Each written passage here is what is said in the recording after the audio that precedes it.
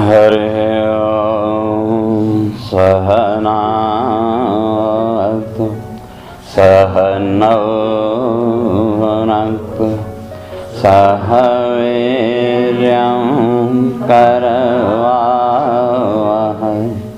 तेजस्विनावधीतमस्तु मा विद्विषावहै।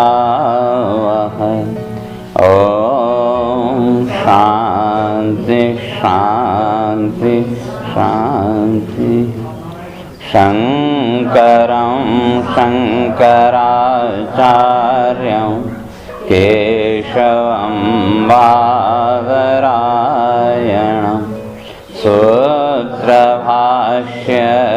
कृतौ वन्दे भगवन्तौ पुनः पुनः। ईश्वरो गुरुरात्मेति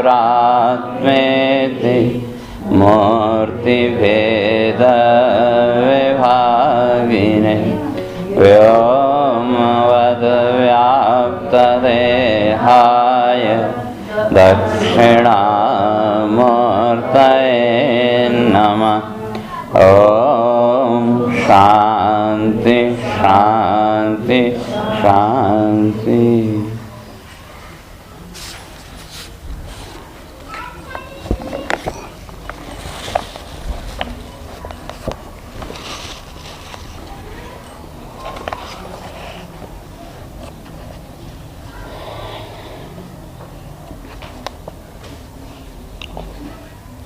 ओम मृत्यो मृत्युव्यालभीतः पलायन् लोकान् सर्वान् निर्भयं नाध्यगच्छत्। त्वत्पादाब्जं प्राप्य दृच्छयाद्य स्वस्थः सेते मृत्युरस्मान्दपेति। स त्वं घोरादुग्रसेनात्मजान् त्राहि त्रस्तान् भृत्यवित्रासहासि। रूपं चेदं पौरुषं ध्यानधिष्ण्यं मा प्रत्यक्षं मां सदृशां कृषिष्ठा। जन्मते मयि यसौ पापो मा विद्यान्मधुसूदन। समुद्दुजे भवद्हेतो कंसादहम् अधीरधि। उपसंहर विश्वात्मन्नदो रूपमलौकिकं। शङ्खचक्रगदा पद्म श्रियाजुष्टं चतुर्भुजं। विश्वं यदेतत्स्वतनौ निशान्ते यथावकाशं पुरुषः परो भवान्। बिभर्ति सोऽयं मम गर्भगोः अहो नृलोकस्य विडम्बनं हि तत्। तो विचार चल रहा था कि जो परमात्मा है तो उसी को देवकी ने स्पष्ट किया कि काल रूपी वही परमात्मा है। और इस जीवन की जगत की जितनी भी चेष्टाएं हैं, जितनी भी क्रियाएं हैं, वो सब उस काल के अधीन। तो जितना भी जग वैभव है या जीवन में जगत में जो भी क्रियाएं हैं वो सब बिना उस काल के नहीं हो सकती। और प्रलय और नई सृष्टि का सृजन भी उसी काल के अधीन। और वो काल है कौन? तो कहा साक्षात भगवान स्वयं। तो परमात्मा ही क्या है? काल रूप में भी वही है।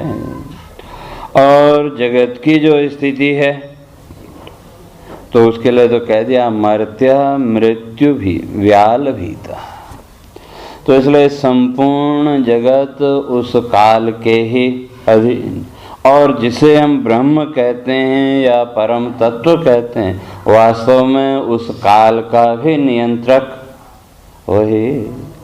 और लक्षणा के द्वारा उसी को काल भी कह दिया। और भगवद गीता में तो भगवान ने स्पष्ट ही कर दिया कालो हम, कि मैं कौन हूँ? तो कहा वही काल हूँ। और किस लिए? तो वहाँ स्पष्ट किया, लोक क्षय कृत प्रवृत्त हो, इस संसार का विनाश करने के लिए का काल रूप में प्रकट हो गया।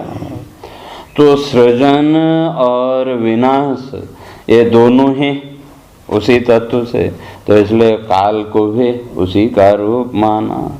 और जो संसार है, जगत है, तो जगत की जो स्थिति है का यहाँ तो मृत्यु का भय हर समय लगा हुआ है। तो इसलिए मैं उस परम तत्व को, वो जो ईश्वर तत्व है, ब्रह्म तत्व है, उसको नमस्कार करती हूँ।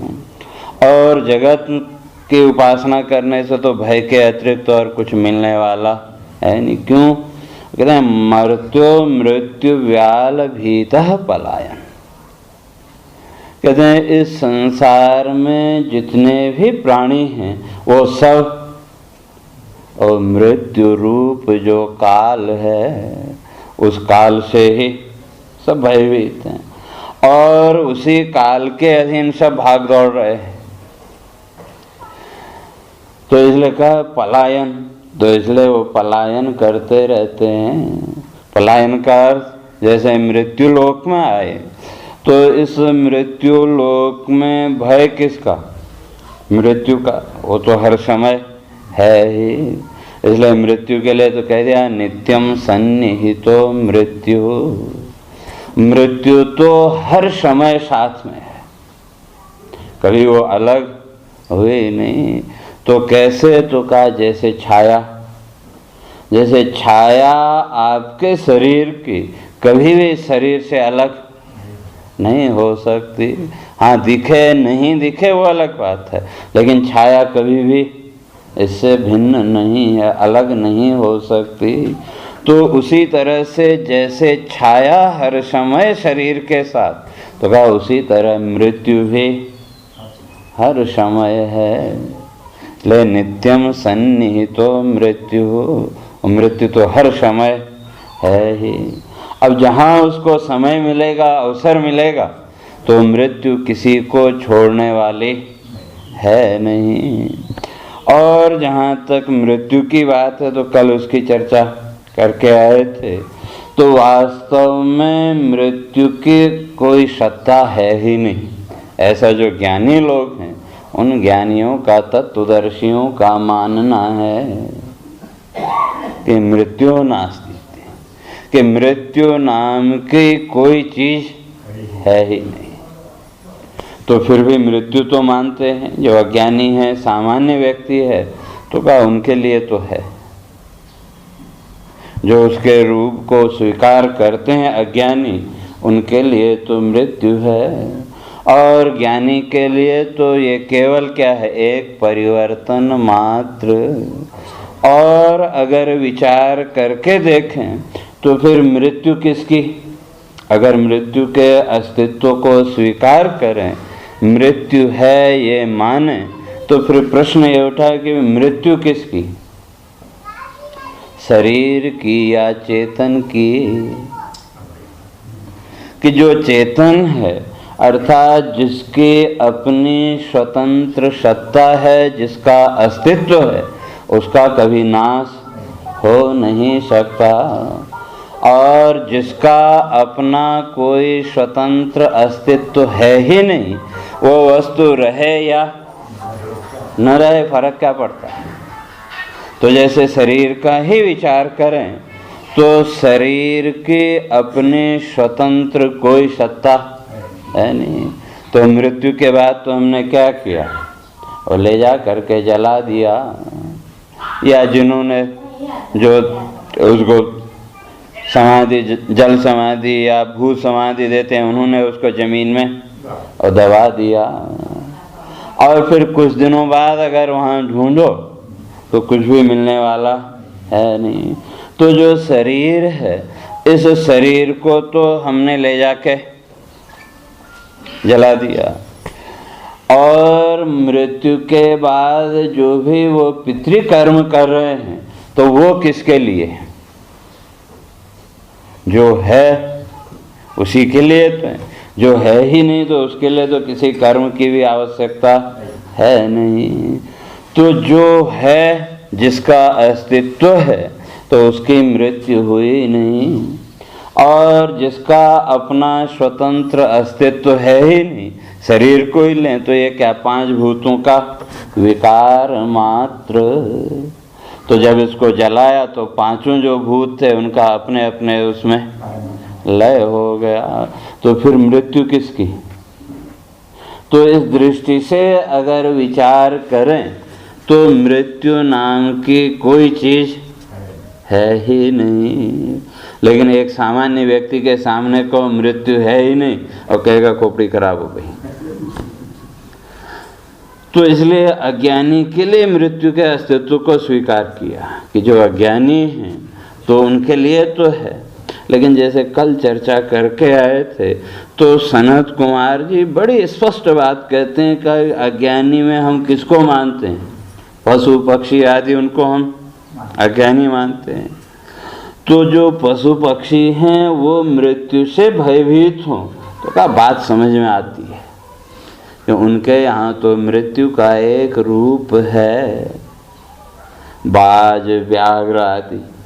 लेकिन मनुष्य के पास तो मृत्यु का कोई नाम रूप आकार है ही नहीं। तो फिर किससे भयभीत? तो केवल अपने अज्ञान के कारण, या सीधा सा कहें कि जो अपेक्षाएं हमने जगत से जोड़ के रखी हैं उन सारी अपेक्षाओं के छूट जाने का भय, तो केवल वही मृत्यु का भय। तो फिर जब मृत्यु है तो मृत्यु क्या? तो पहले भी शायद स्पष्ट किया था कि ये मोबाइल है, तो मोबाइल चलाने के लिए आपको कम से कम 5 चीज़ें चाहिए। एक तो सेट, और उसके अंदर बैटरी, और उसके अंदर एक सिम कार्ड, 3 हो गए, और उस सिम कार्ड के अंदर बैलेंस और वैलिडिटी, ये 5 हो गए। तो ये 5 अगर हैं तो आप मोबाइल का उपयोग कर सकते हैं। लेकिन मुख्य चीज है सिग्नल। ये 5 होते हुए भी अगर सिग्नल नहीं है तो आप उस मोबाइल का उपयोग नहीं कर सकते। अब मान लो सिग्नल भी है, आपका मोबाइल सेट भी ठीक ठाक है, बैटरी भी ठीक ठाक है, अगर सिम कार्ड न हो तो भी उसका कोई मूल्य नहीं, कोई अर्थ नहीं। तो इसी तरह से जहाँ तक जीवन की बात है, मृत्यु और जन्म, वो तो केवल वही उस सिम कार्ड का एक मोबाइल से निकाल कर दूसरे मोबाइल में डाल देना। एक मोबाइल से वो सिम कार्ड निकाला तो उसका नाम मृत्यु, और दूसरे मोबाइल में वो सिम कार्ड डाल दिया तो जन्म। तो उससे ज़्यादा और कुछ नहीं।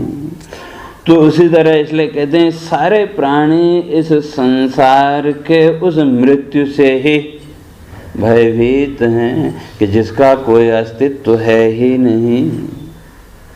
जिसका कोई अस्तित्व नहीं है उसी से भयभीत है। जैसे कल्पना में जब आप कल्पना करते हैं, कल्पना करते करते कहीं कोई विभत्स कल्पना में पहुंच गए तो वहाँ भी भय लगने लगा कि नहीं। लेकिन कल्पना के कोई पदार्थ हैं क्या? पदार्थ तो कुछ नहीं, केवल जो वस्तु है ही नहीं उससे भयभीत होने लगे। तो वही स्थिति कहते हैं संसार के प्राणियों की भी है। और जो ज्ञानी है उसके लिए तो ये केवल एक परिवर्तन मात्र, उससे ज़्यादा और कुछ नहीं। तो इसलिए सारे प्राणी उसी मृत्यु भय से भयभीत होकर के क्या कर रहे हैं? पलायन। पलायन है ना, भागना। तो जितनी भी जीवन की प्रक्रियाएं हैं, जीवन में जो कुछ भी कर्म करते हैं उसके पीछे कहीं न कहीं मृत्यु का भय बैठा हुआ है कि नहीं? हम स्वर्ग की कामना करते हैं कि हमको स्वर्ग मिल जाए, तो उस स्वर्ग के पीछे भी भय क्या है? वही मृत्यु का। क्यों? स्वर्ग शब्द जैसे ही हमारे सामने आया हम सोचते हैं कि वहाँ बड़ा सुख होगा, बड़ा आनंद होगा, लेकिन स्वर्ग से भी वही क्षीणे पुण्य मर्त्य लोकम विशंति, उसके आधार पर फिर लौट के तो आना ही पड़ेगा। और जो उस स्वर्ग से लौट के आए हैं, शास्त्र कहते हैं उनके जीवन में 4 लक्षण देखने को मिलेंगे। स्वर्गच्युतानाम इह भूमि लोके चत्वारि चिन्हानि वसन्ति देहे, दान प्रसंगो मधुरा च वाणी सुरार्चनम अतिथि तर्पणम च। कहते हैं स्वर्ग लोक से जो लौट के आए हैं 4 लक्षण ऐसे प्राणियों के बताए। तो क्या कहा? दान प्रसंगो, प्रसंग जो भी आते हैं तिथि पर्व आदि के अनुसार, तो कहा दान की प्रवृत्ति, दान प्रसंगो। और मधुराच वाणी, वाणी का माधुर्य, तो वाणी की मधुरता, तो कहा यथार्थ कथनम, जो वास्तविकता है उसी वास्तविकता को यथार्थता का वर्णन करना, तो उसी का नाम वाणी का माधुर्य। लेकिन वहाँ भी यथार्थ कथन में भी तो एकदम व्यक्ति को चुभने वाली बात हो तो उसका निषेध किया कि यथार्थ कथन कर रहे हैं, लेकिन यथार्थ कहते हुए भी अगर किसी का अहित हो रहा है तो उसको पाप माना। हाँ ठीक है कहो, लेकिन थोड़ा सा वहाँ फिर घुमा फिरा करके, तो इसलिए कहा यथार्थ कथनम। और तीसरा कहते हैं सुरार्चनम, देवताओं की पूजा अर्चना करना। और अंत में कह दिया अतिथि तर्पणम च, द्वार पर आया हुआ जो अतिथि है उसको संतुष्ट करना। और जहाँ तो ये 4 लक्षण कहते हैं, अगर ये 4 लक्षण जीवन में हैं या इन 4 में से कोई एक लक्षण भी जीवन में है, तो समझ लो कि स्वर्ग से आए हैं, स्वर्ग की यात्रा तो करके आए। लेकिन फिर भी मृत्यु भय से मुक्त हो पाए क्या?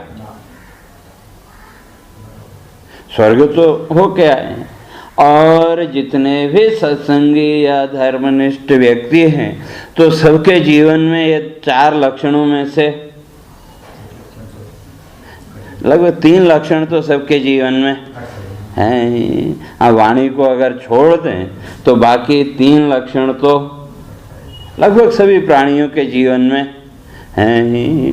तो सभी कभी न कभी उस स्वर्ग की यात्रा तो करके आए हैं, लेकिन फिर भी मृत्यु के बंधन से तो मुक्त नहीं हो पाए।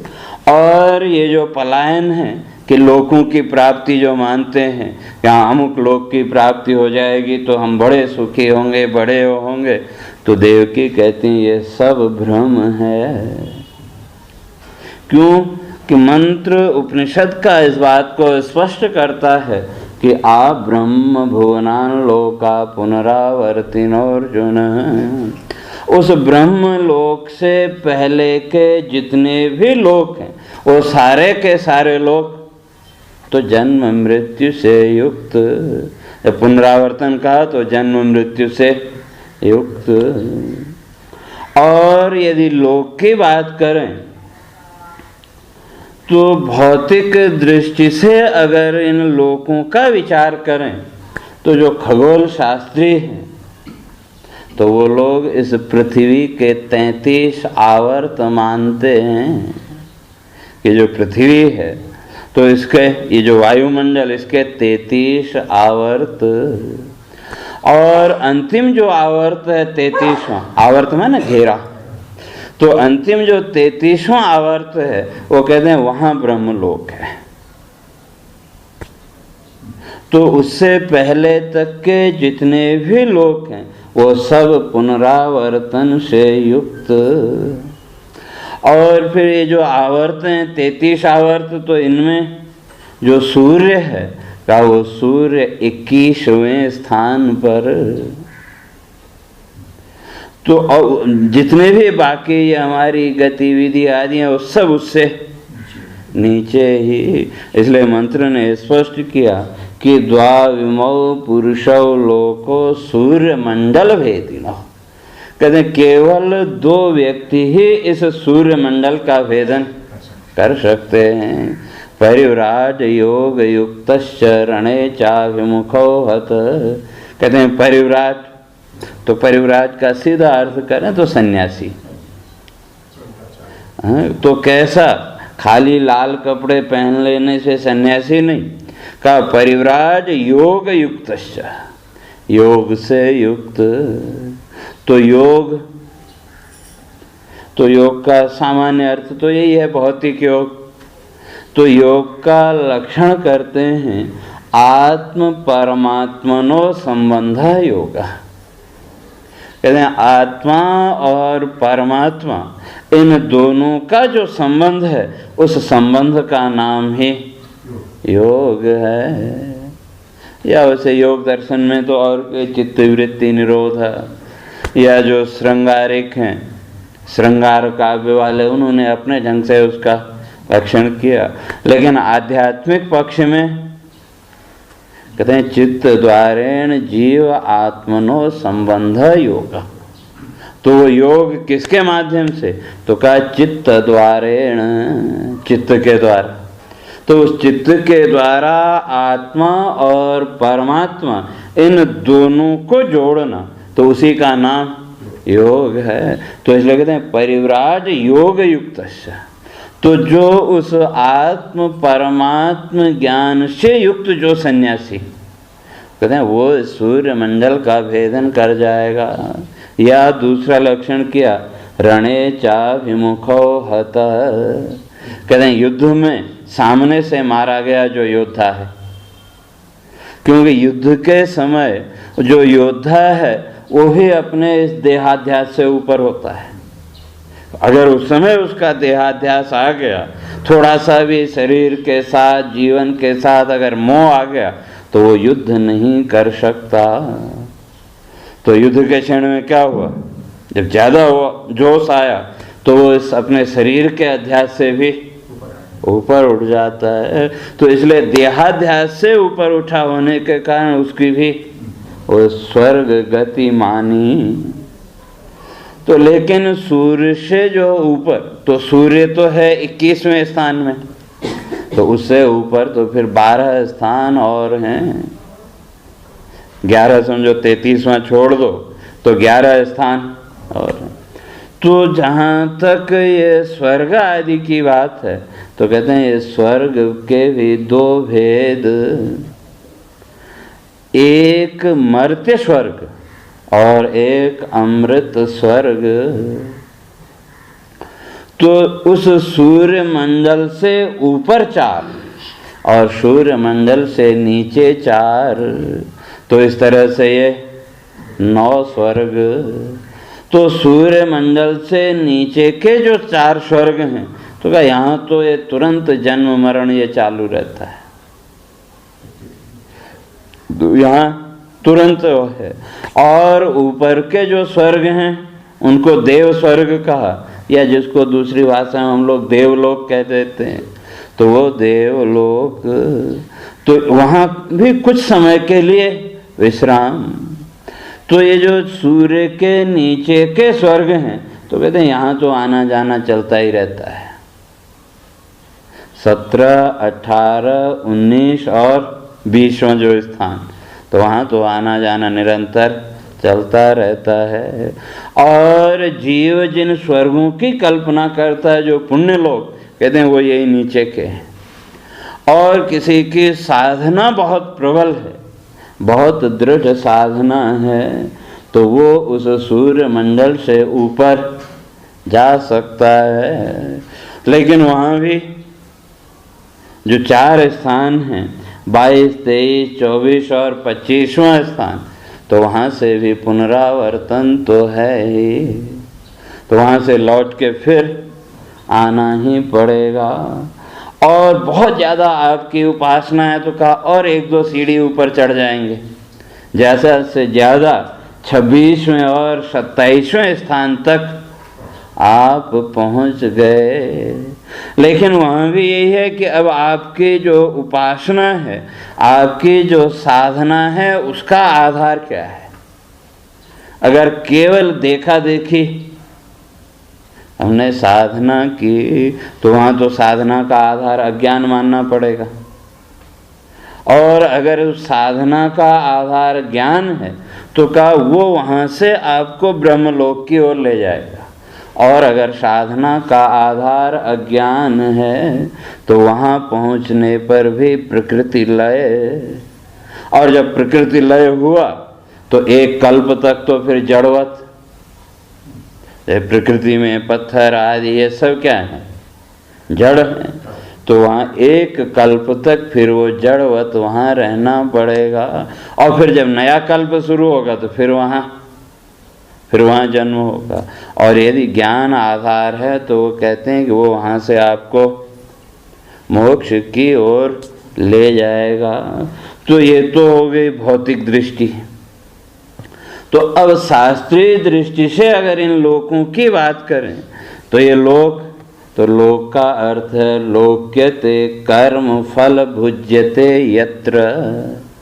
कहते हैं जहाँ आकर के हम देखते हैं और साथ ही साथ कर्म फल भुज्यते, जहाँ हम अपने कर्म के फल का भोग भोगते हैं तो उसी का नाम लोक।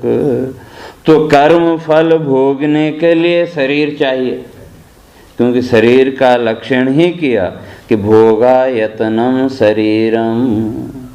आयतन माने घर।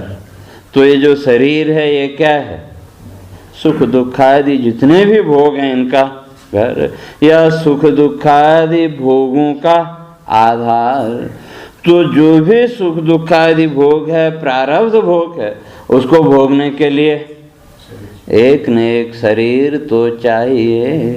अब चाहे वो शरीर देवताओं का हो, चाहे मनुष्य का हो, चाहे पशु पक्षी कीट पतंगे आदि कोई भी हो, तो हर एक शरीर अपने आप में क्या हो गया, एक लोक। तो इसलिए कहते हैं कि सारे जितने भी प्राणी हैं तो ये सब भाग रहे हैं, पलायन कर रहे हैं। किससे भयभीत होकर के, उसी मृत्यु से। और सोचते हैं कि दूसरे लोक में पहुंच गए तो वहाँ मृत्यु से मुक्त हो जाएंगे, मृत्यु के भय से मुक्त हो जाएंगे। और कहते हैं ये केवल भ्रम मात्र है। क्यों, लोकान सर्वान निर्भयम नाध्य गच्छत। कहते हैं आप किसी भी लोक में चले जाओ तो कहीं भी वो निर्भयता मिलने वाली नहीं है। केवल वो निर्भयता तो केवल ब्रह्मलोक में। बाकी देवलोक की अगर बात करो तो देवलोक में भय नहीं है क्या, वहाँ भी भय है। इंद्र को देखो तो इतना बड़ा साम्राज्य होते हुए भी हर समय वो भय से भयभीत है कि नहीं। तो उसको भय कि कहीं मेरा पद न छिन जाए। लेकिन वो इंद्र पद भी तो एक कल्प के लिए, जहाँ कल्प बदला उस कल्प में वो इंद्र भी बदल जाएगा। या सीधे सीधे कहें हर एक मनवंतर का जो ईश्वर है वो भी अलग, हर एक मनवंतर का जो इंद्र है वो भी अलग। और मनवंतर में तो कई बार इंद्र भी बदल जाते हैं एक ही मनवंतर में। जैसे वो जब इंद्र को और श्राप लगा था ना ब्रह्म हत्या का, तो उस समय नहुस को क्या बनाया, वो इंद्र बना दिया। लेकिन कितनी देर रह पाया, थोड़ी देर। और परिणाम, तो इसलिए जो इंद्र पद है वो भी तो अनित्य, लेकिन वहाँ पहुँचने पर भी इंद्र पद की प्राप्ति होने पर भी तो का भय से तो आप मुक्त हो नहीं सकते। तो फिर ये पलायन क्यों। और अगर संसार के प्राणियों को देखें तो वो पलायन तो सबके जीवन में है, और उसके पीछे अगर कारण ढूंढें तो वही मृत्यु का भय। तो इसलिए कहते हैं सर्वान निर्भयम नाध्य गच्छ। तो कहीं भी आप चले जाएं, किसी भी लोक में आप चले जाएं, तो कहते हैं वहाँ पूर्ण रूप से निर्भयता तो हो नहीं सकती, क्यों संसार की हर वस्तु उस भय से युक्त। इसलिए बड़ा अच्छा एक सुंदर श्लोक है कि शास्त्रे वाद भयम कले रिपु भयम। कहते हैं शास्त्रे वाद भयम, जो शास्त्र विचार है, शास्त्र चर्चा है, उसमें सबसे बड़ा भय क्या है? वही वाद विवाद। आप बोल रहे हैं, कहीं कोई एक शब्द थोड़ा सा अगर गलत निकल गया तो सामने अगर उस शास्त्र को जानने वाला है तो उसी शब्द के ऊपर वाद विवाद शुरू हो जाता है। तो इसलिए भोगे रोग भयम कुले च्युति भयम। तो जीवन में जो भोग हैं, जीवन के जितने भी भोग हैं, इन सब भोगों में रोग का भय है कि नहीं? ठीक है, जब तक शरीर स्वस्थ है वो है, तब तक भले कोई वो चिंता न हो, लेकिन जब थोड़ा सा शरीर अस्वस्थ होने लगा, थोड़ी सी अवस्था जब बढ़ गई, तो फिर हर वस्तु जब खाते हैं तो उसके साथ साथ में भय भी है कि नहीं? क्योंकि थोड़ा ज़्यादा खा लिया तो मुश्किल, और कम खाया तो भी मुश्किल। तो क्यों? का भोगे रोग भयम। तो जीवन के सुख दुखादि ये जितने भी भोग हैं, तो हर एक के साथ रोग जुड़ा हुआ है। और कुले च्युति भयम, कहते हैं जो बहुत कुलीन व्यक्ति है तो उसको सबसे बड़ा भय क्या है? उस कुल की जो मान मर्यादा और प्रतिष्ठा है उससे कहीं नीचे न गिर जाए। तो कुल परंपरा में कहते हैं वो भय। और वित्ते नृपालाद भयम। और धन है तो धन जो है तो कहते हैं उस धन के साथ भी भय आया, तो किसका? नृपालाद भयम, राजा का भय। क्योंकि जो भी धन हमने कमाया उसके साथ ही भय भी आता है कि नहीं? टैक्स देना है, तो वो भय वहाँ साथ में आया। और कहते हैं शास्त्रे वाद भयम खले रिपु भयम। और शास्त्र में वाद विवाद का भय। और जो सज्जन व्यक्ति है उसको शत्रु का भय। और जैसे दुष्ट व्यक्ति को तो होता ही है कि कौन उसका शत्रु है, क्यों उसके हजारों शत्रु। तो खले रिपु भयम। तो काये कृतांतात भयम, कहते हैं और जो शरीर है तो शरीर के साथ भय कौन सा? एक न एक दिन इस शरीर को नष्ट होना है, तो वो भय भी हमेशा। इसी तरह से कहते हैं सर्वम वस्तु भयान्वितम भुवि नृणाम। तो इसलिए इस संसार में जितनी भी वस्तुएं हैं वो सारी की सारी वस्तुएं उस भय से युक्त हैं। तो अभय केवल का वैराग्य मेवा भयम, केवल इनसे जो वैराग्य है, विरक्ति है, उस विरक्ति में ही निर्भयता है।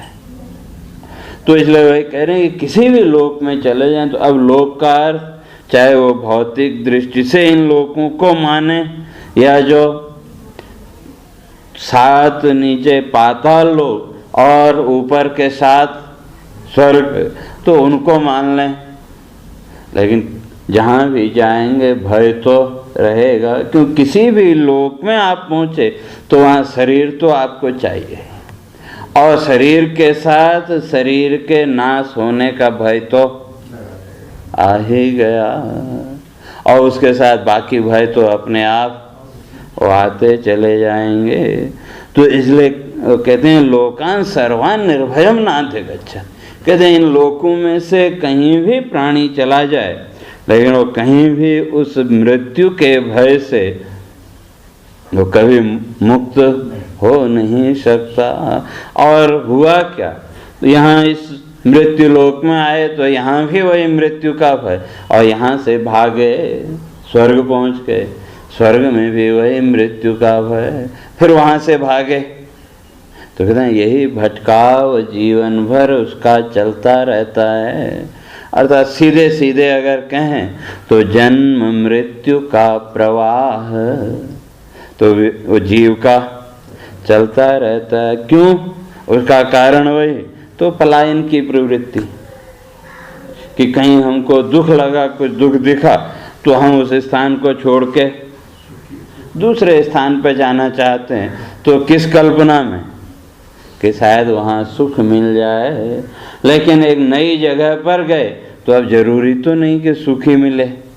तो अगर सुख मिल गया तो हम कहते हैं चलो अच्छा है वो जगह हमने छोड़ दी, और अगर दुख मिला तो हम कहते हैं इससे तो वहीं अच्छे थे। तो वहाँ से भागे इधर, इधर से भागे उधर, उधर से इधर। तो इसी तरह से जीवन का परिक्रमा एक चलती रहती है कि तो इस जीवन में भी इधर से उधर भागते रहे, और उसी तरह से इन लोकों की भी बात। तो कहते हैं वो जीव इन लोकों में भी कहीं भी चला जाए तो उसको संतुष्टि तो होगी नहीं। क्यों? तो भय पीछे बैठा हुआ है, और उस भय की निवृत्ति का केवल ज्ञान के द्वारा, कि जब वस्तु की वास्तविकता को आपने जान लिया किसी भी वस्तु की, तो उस वस्तु से संबंधित जो भी भय आपके अंदर है वो सारा भय आपका दूर हो जाता है। कोई भी नई वस्तु है उससे हमको वैसे कोई भय नहीं है, लेकिन फिर भी भय होता है कि नहीं। एक कोई नया आप ट्रांजिस्टर लेके आए, नया उसका है, तो लेकिन उसको चालू करने से पहले कहीं न कहीं भय भी मन में है कि नहीं। कहीं कोई गलत बटन दब गया तो कहीं बिगड़ न जाए या न हो जाए। और जब एक बार उसकी संपूर्ण प्रक्रिया को आपने जान लिया तो उससे आप निर्भय हो गए। तो इसी तरह से कहते हैं संसार की जितनी भी वस्तुएं सब सर्वं वस्तु भयान्वितम, सारी वो वस्तुएं तो उस भय से ही युक्त हैं, और उसी के कारण जीव के जीवन में ये पलायन चलता रहता है। तो इसलिए कहते हैं फिर ये जो भय है, इस भय से मुक्त होने का उपाय कहते हैं त्वत्पादाब्जम, कहते हैं केवल आपके जो चरण कमल हैं तो क्या वही इस संसार के भय से मुक्त कर सकते हैं। तो इसलिए किसी ने बड़ी अच्छी बात लिखी कि जो मन है, और भय का मूल कारण तो वही मन ही है। मन में जो संस्कार या मन ने जो कल्पना की उसके अनुसार हम भयभीत। तो इसलिए उस मन को समझाते हुए तो बड़ी अच्छी बात लिखी। तो कहते हैं रे रे मानस भृंग माकुरु मुधा झंकार कोलाहलम निःशब्दम हरिपाद फुल्ल कमले माध्वीकमास्वादय तस्मिन् सर्वतृषापहारिणि चिदानन्दे मरन्दे सकृत् निष्पीते क्वनुते प्रयास्यति लयं साहंकृति झंकृति। तो उसको समझाते हैं, कहते हैं रे रे मानस भृंग माकुरु मुधा झंकार कोलाहलम। तो मन को वहाँ उपमा दी भ्रमर की, भंवरे की। तो मन को समझाते हुए कहते हैं कि अरे मन रूपी भंवरे, तो इस संसार के कोलाहल में मुग्ध मत हो। तो कोलाहल का शब्द सुने तो सही, लेकिन समझ में कुछ ना आए। जैसे एक हॉल में एक जगह 8-10 आदमी इकट्ठे हों और हर एक अपनी अपनी बात बोल रहा हो, तो आपको सुनाई तो दिया लेकिन कुछ समझ में नहीं आया। तो उसी तरह से इस संसार का ये जितना भी व्यवहार है, कहते हैं ये सब कोलाहल के अतिरिक्त और कुछ नहीं। जी विचार करके अगर देखें तो बचपन से लेकर के आज तक वाणी के द्वारा भी सब जगत का व्यवहार करते रहे कि नहीं, लेकिन कुछ समझ में आया, व्यवहार करते रहे। हमने बोला भी, सुना भी, सब कुछ किया, लेकिन समझ में क्या आया? कहते हैं सुनाई तो दे, लेकिन जब समझ में ना आए तो उसी का नाम कोलाहल, या दूसरा शब्द हिंदी में है शोरगुल, जहाँ बहुत ज़्यादा हल्ला हो और सुन रहे हैं लेकिन समझ में कुछ ना आए। तो इसलिए कहते हैं ये सारा संसार क्या है? तो कहा उस कोलाहल के अतिरिक्त और कुछ नहीं है, इसलिए माकुरुम था। तो इसलिए इस संसार के कोलाहल में मुग्ध मत हो। और वास्तव में चाहिए क्या? का वही आनंद के लिए जो भी प्रवृत्ति है मन की, वो तो उसी आनंद के लिए, सुख के लिए। तो जो वो सुख है वो कहाँ मिलेगा? तो कहा निःशब्दम हरिपाद फुल्ल कमले माध्वे कमास्वादय। कहते हैं वो जो आनंद है, उस आनंद के लिए तो निःशब्द होना पड़ेगा। जैसे भंवरा है, तो जब तक फूल के ऊपर बैठा नहीं तो तब तक उसका गुंजन चलता है। और जैसे ही उस शहद को क्या बोलते मह, तो शहद को जब वो पीने लगा तो किसी प्रकार के वहाँ ध्वनि है क्या? बिल्कुल भी आवाज़ नहीं। तो क्या इसी तरह से अगर जीवन में आनंद चाहिए तो ये जो संसार के कोलाहल है इससे अपने को मुक्त करना पड़ेगा। निःशब्दम हरिपाद फुल्ल कमले। कहते हैं निःशब्द होकर के परमात्मा के चरण कमल रूपी जो पराग, हरिपाद फुल्ल कमले, तो जो चरण कमल है, कहते हैं वहाँ से जो रस है तो माध्वी कम आस्वादय। तो चरण कमल का जो शहद है, उस शहद का, उस आनंद का आस्वादन करो। और उसके लिए तो निःशब्द, मूक होना पड़ेगा, निःशब्द। और जब एक बार वहाँ पहुँच गए तो क्या होगा? तो कहा तस्मिन् सर्व तृषापहारिणी। कहते हैं वो एक बार उस परमात्मा के चरण कमल का जो मधु है, शहद है, उसका एक बार आस्वादन मिल गया तो सर्व तृषापहारिणी, जीवन की सारी तृष्णाएं, जीवन की सारी प्यास एक क्षण में ही समाप्त हो जाएगी। कब? का चिदानंदे मरंदे सकृत। वो चेतन आनंद रूप जो पराग है, अगर एक बार वहाँ तक पहुँच गए और अगर नहीं पहुँचे, उसका आस्वादन नहीं किया, निष्पीते क्वनुते प्रयास्यति लयम साहं कृते जंकृति। कहते हैं अगर उस मधु का आस्वादन नहीं किया तो फिर इस संसार के कोलाहल से तुम्हें कोई नहीं बचा सकता। तो कोलाहल वही रोना धोना इत्यादि ये जितना भी जीवन का व्यवहार है, अगर ईमानदारी से बैठ के विचार करें तो सब कोलाहल ही है, उससे अतिरिक्त और कुछ नहीं। क्यों? जो शब्द हमारी समझ में आए तो उनको हमने पकड़ा, और जो नहीं समझ में आए उनको छोड़ दिया, या जिन शब्दों से हमको मतलब है उनको हम पकड़ते हैं और बाकी छोड़ देते हैं। और इस संपूर्ण ब्रह्मांड में अगर देखो, वो सारे शब्द तरंग रूप में व्याप्त हैं कि नहीं? अगर वहाँ से किसी शब्द को पकड़ना चाहो,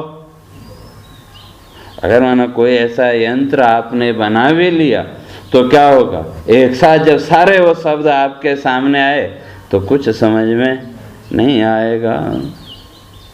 तो इसलिए वो कहते हैं कि भाई त्वत्पादाब्जम, केवल आपके जो चरण कमल हैं, तो देवकी कहते हैं वही इस जगत के बंधन से, मृत्यु के बंधन से मुक्त कर सकते हैं।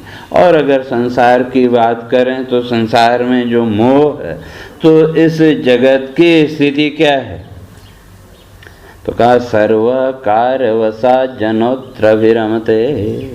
कहते हैं सब अपने अपने स्वार्थ को लेकर के यहाँ लगे, सर्व कार्यवशात, अपने अपने कार्य के कारण सब यहाँ एक दूसरे से जुड़े हुए हैं।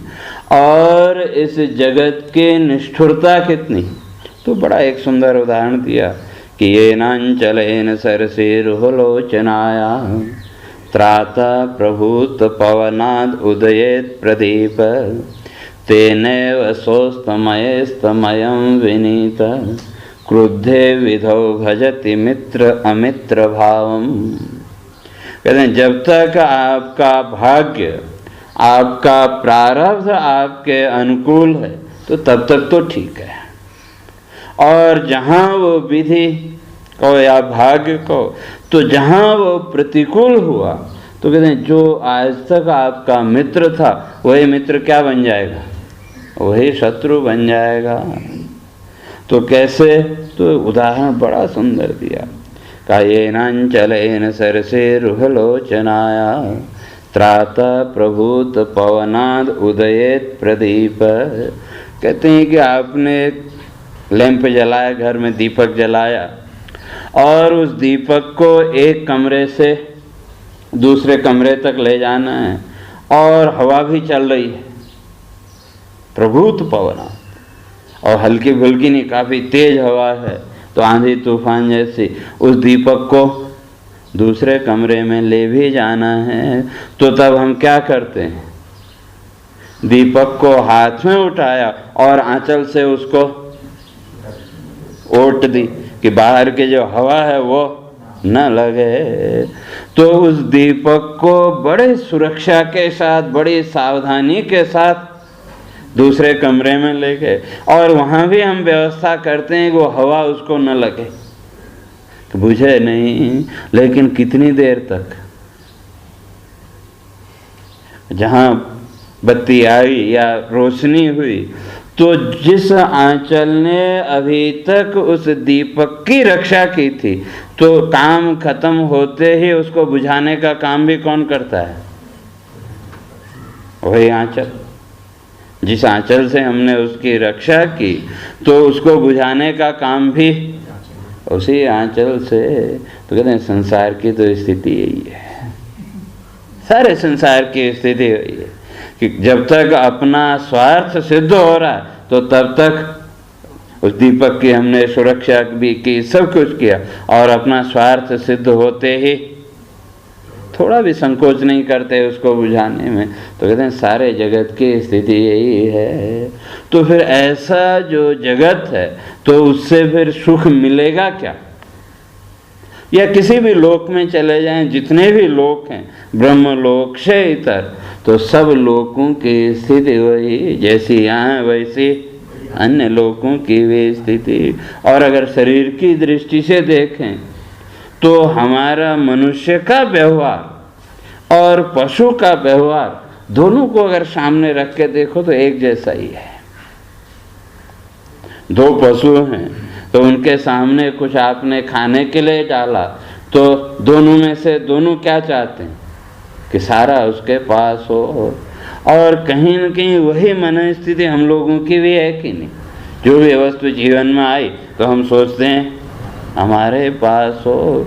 तो सारे ही प्राणी, केवल मनुष्य ही नहीं, पशु पक्षी आदि भी सब अपने अपने उस स्वार्थ से ही जुड़े हुए हैं कि पशु भी अपने अपने स्वार्थ से जुड़े हुए हैं। तो इसलिए कहते हैं सारे संसार की स्थिति तो यही है। तो इसलिए तो यहाँ तो उस मृत्यु के अतिरिक्त और कुछ मिलने वाला तो है नहीं, लेकिन फिर भी व्यक्ति जो है तो इसी मोह में बंधा रहता है। तो इसलिए किसी ने बड़ी एक अच्छी बात लिखी, मुझे याद आई, तो कहा टूट जाएंगे एक दिन, टूट जाएंगे एक दिन, जब पता था तुझे तो किसने कहा था ख्वाब सजाने के लिए, दोस्त देकर कांधा उठाएंगे जनाजा तेरा, उम्र भर की दोस्ती का वास्ता निभाने के लिए। और ये तो सबको पता है कि एक न एक दिन तो जाना ही है, लेकिन फिर भी अपने अज्ञान कहें या अविद्या कहें तो उसके कारण इसी जगत के साथ और चिपके हुए हो, और फिर जब एक बार जुड़े तो फिर मोह आदि वृत्तियां सब आई। तो इसलिए वो कहते हैं त्वत्पादाब्जम, तो आपके केवल आपके जो चरण कमल हैं तो वही इस मृत्यु भय से मुक्त कर सकते हैं। और कहते हैं कि मैं तो बड़ी भाग्यशाली हूँ। तो उस ईश्वर को प्राप्त करने के लिए लोग कितने यत्न करते हैं। बड़े बड़े जो योगी हैं जीवन भर योग साधना करते रहते हैं, लेकिन फिर भी उस परमात्मा का दर्शन नहीं होता। और देवकी कहती है मैं तो बड़ी भाग्यशाली हूँ, प्राप्य यदृच्छयाद्य। तो कहते हैं इसलिए तो आपके जो चरण कमल हैं वो तो मुझे अनायास ही वो मिल गए। और जब ये चरण कमल मिल गए तो कहा अब तो मेरे जीवन में किसी प्रकार का कोई भय है ही नहीं। और जब किसी प्रकार का भय है ही नहीं तो कहा फिर उस भय निर्भयता के स्थिति में नींद भी आएगी कि नहीं। जब तक भय है तो तब तक नींद भी ठीक से नहीं आ सकती। और जब निर्भयता है तो आप क्या बोलते, हिंदी में वो एक मुहावरा है कि घोड़े बेच के सोना, तो अर्थात कोई चिंता नहीं। तो उसी तरह से यहाँ कह रहे हैं कि भाई अब आपका जब दर्शन मिला तो चरणाब्जम, तो आपके जब चरण कमल मुझे मिल गए तो क्या हो गया, का स्वस्थ, तो मेरा मन आपका दर्शन प्राप्त करके एकदम स्वस्थ हो गया। तो स्वस्थ का अर्थ स्वस्मिन एव स्थितः। तो स्वस्थ का वैसे हम बाह्य उसमें स्वास्थ्य के साथ उसका लक्षण कर लिया। तो स्वस्थ कौन, तो अगर स्वस्मिन आत्म स्वरूपे एव स्थितः, कि जो अपने आत्म स्वरूप में स्थित है वही स्वस्थ और बाकी सब अस्वस्थ। तो अस्वस्थता का कारण वही मन। तो जब इसलिए वो देवकी कहते हैं जब आपका दर्शन मिल गया तो अब क्या हुआ, तो स्वस्थ हम का हमारा जो मन है वो मन भी स्वस्थ स्वस्मिन एव अपने स्थान पर पहुंच गया। और इसलिए मृत्यु अस्मादपेति, कहते हैं अब जब आप आ गए और मन का जितना भी विक्षेप था, जितना भी भय था, तो आपके दर्शन मात्र से वो सारा भय निकल गया। तो कहा अब मृत्यु भी क्या बिगाड़ेगी, तो अब मृत्यु भी कुछ कर नहीं सकती, क्यों मृत्यु तो केवल परिवर्तन मात्र ही है, उससे ज़्यादा तो और है कुछ नहीं। तो अब जब ये स्थिति हो गई तो अब ये देह रहे या न रहे तो अंतर क्या पड़ता है। जब स्वस्वरूप का जब बोध हो गया तो फिर ये शरीर रहे या न रहे तो उससे कोई अंतर पड़ने वाला है नहीं। तो इसलिए वो कहती हैं कि अब तो मैं पूर्ण रूप से निर्भय, कि आपके जो चरण कमल हैं उनका आश्रय मिल गया। तो इसलिए स्वस्थ से ते मृत्यु अस्मादपेति। क्यों, कहते हैं आपका दर्शन मिलते ही वो जो मृत्यु है वो तो स्वयं ही भाग गई। कि जैसे प्रकाश के सामने कभी अंधकार रह नहीं सकता, और जो मृत्यु है तो मृत्यु तो तमोगुण की अवस्था विशेष, उससे ज़्यादा और कुछ नहीं। यह मृत्यु का लक्षण योग दर्शनकार ने किया कि अभाव प्रत्यालंबना वृत्ति, निद्रा का लक्षण किया। तो निद्रा ही मृत्यु रूप माना। इसलिए जो ये तीन अवस्थाएं, जागृत, स्वप्न और सुषुप्ति, तो इन्हीं के साथ तीन शब्द और जोड़ दिए, मोह, मूर्छा और मृत्यु।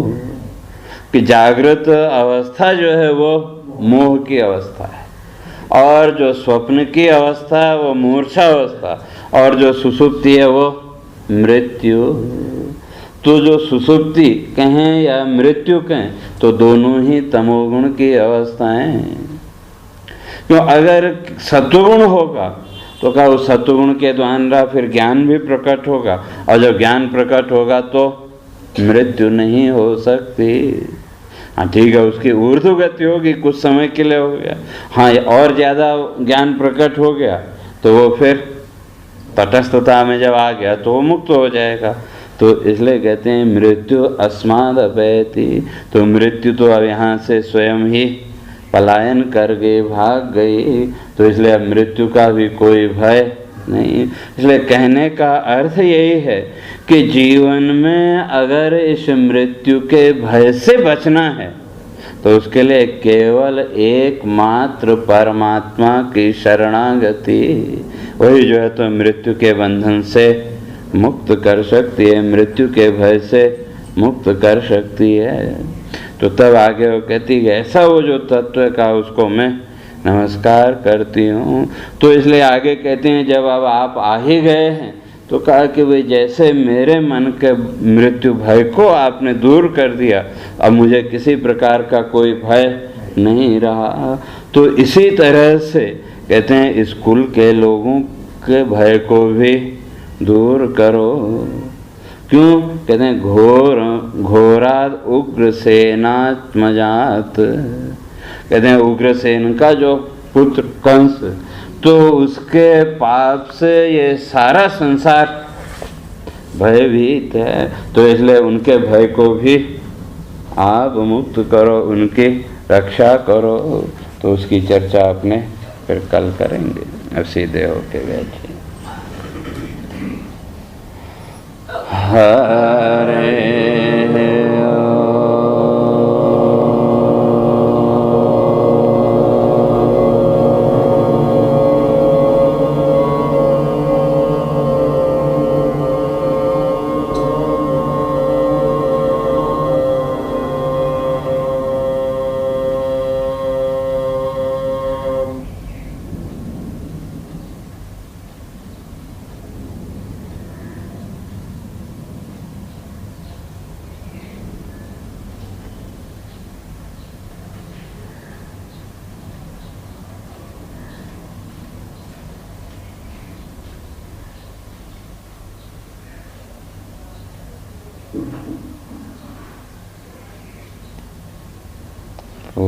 पूर्णमदः पूर्णमिदं पूर्णात् पूर्णमुदच्यते पूर्णस्य पूर्णमादाय पूर्णमेवावशिष्यते। ॐ शान्ति शान्ति। शङ्करं शङ्कराचार्यं केशवं बादरायणं सूत्रभाष्यं कृतौ वन्दे भगवन्तौ पुनः पुनः। ईश्वरो गुरुरात्मेति मूर्तिभेदविभागिने व्योमवद्व्याप्तदेहाय दक्षिणामूर्तये नमः। ॐ शान्ति शान्ति शान्ति।